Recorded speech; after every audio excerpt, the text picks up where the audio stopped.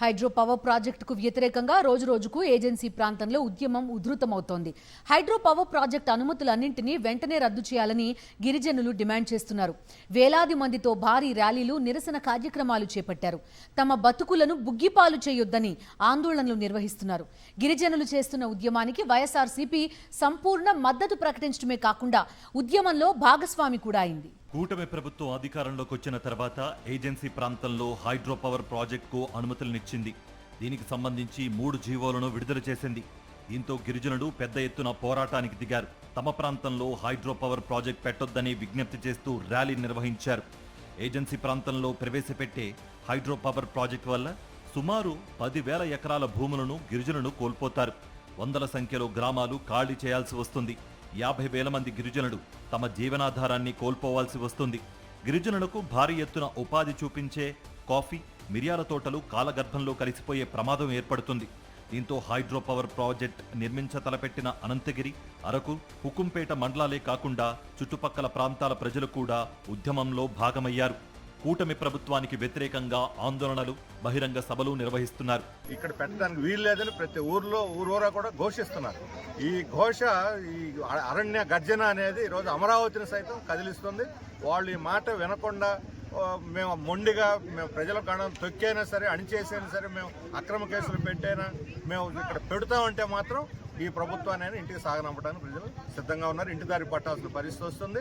Hydro power project ఏర్పాటుకు రాష్ట్ర ప్రభుత్వం విడుదల చేసిన జీవోల్ని వెంటనే ఉపసంహరించుకోవాలని డిమాండ్ చేస్తున్నారు గిరిజన ఆదివాసీ సంఘాల నాయకులు.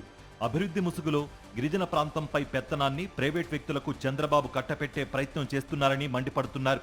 మా స్థిరాస్తులు, మా భూములు మీరు ఆక్రమిస్తాము, లాక్కుంటామంటే చూస్తూరుకోం. మొత్తం ఈ 5 ప్రాజెక్టుల పరిధిలో 250 గ్రామాలు, 20,000 ఎకరాలు, అలాగే 20 పంచాయతీల పరిధిలో మొత్తం 50,000 మంది నిరాశ్రయులు అవుతున్నారు. ఇక్కడ ఈ రాజ్యాంగ పరిధిలో 5వ షెడ్యూల్ ఏరియాలో 1/70 చట్టం, వీసా చట్టాలు ఉన్నాయి. ఎటువంటి పనులు చేపట్టాలన్నా వారి అనుమతి తీసుకొని ఇక్కడ చేపట్టాలా. 1/70 యాక్ట్, పీసా చట్టాలకు చంద్రబాబు సర్కార్ తూట్లు పొడుస్తోందని మండిపడుతున్నారు గిరిజన సంఘాల నేతలు. ఇప్పటికే జీవో నెంబర్ 3పై గిరిజనులను చంద్రబాబు నిలువునా మోసం చేశారని ఫైర్ అవుతున్నారు. ఈ ప్రాంతం మొత్తం దాదాపు 20 పంచాయతీల పరిధిలో సుమారు 50,000 మంది ఆదివాసులు, 250 గ్రామాలు మొత్తం ఖాళీ చేసి ఈ జలసమాధి చేయడం కోసం ఈ రాష్ట్ర ప్రభుత్వం హైడ్రో పవర్ ప్రాజెక్ట్ ఒప్పందం అనేది ఇచ్చింది. తక్షణం ఇది రద్దు చేయాలని చెప్పేసి ఆదివాసీ గిరిజన సంఘం డిమాండ్ చేస్తుంది. హైడ్రో ప్రాజెక్టు వ్యతిరేకంగా జరుగుతున్న ఉద్యమానికి వైఎస్ఆర్సీపీ నేతలు సంపూర్ణ మద్దతు ప్రకటించారు. గిరిజనులతో కలిసి పోరాటాల్లో భాగస్వామ్యం అవుతున్నారు. గిరిజనుల మనోభావాలకు వ్యతిరేకంగా హైడ్రో పవర్ ప్రాజెక్టు నిర్మించవద్దంటూ భారీ నిరసన ప్రదర్శనలు జరుపుతున్నారు.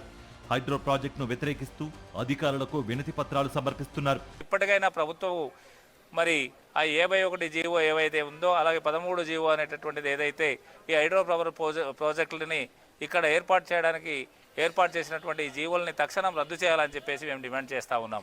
ప్రజలు హైడ్రో ప్రాజెక్టును తీవ్రంగా వ్యతిరేకిస్తున్నా, ఆందోళన చేస్తున్నా ప్రభుత్వానికి చీమ కుట్టినట్లయినా లేదనంటున్నారు వైఎస్ఆర్సీపీ నేతలు. నియోజకవర్గ నాయకులను, మండల గ్రామస్థాయి నేతలను, గ్రామ కమిటీలను, అటవీ చట్టాలను పక్కన పెట్టి మరీ ముందుకు వెళ్లడం చూస్తుంటే గిరిజనులపై కావాలనే కక్షపూరితంగా ఈ ప్రభుత్వం వ్యవహరిస్తున్నట్లుందని ఆరోపిస్తున్నారు.